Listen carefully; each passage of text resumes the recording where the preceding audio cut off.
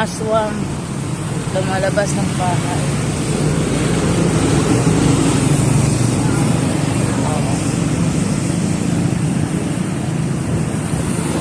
Sabit na po ako.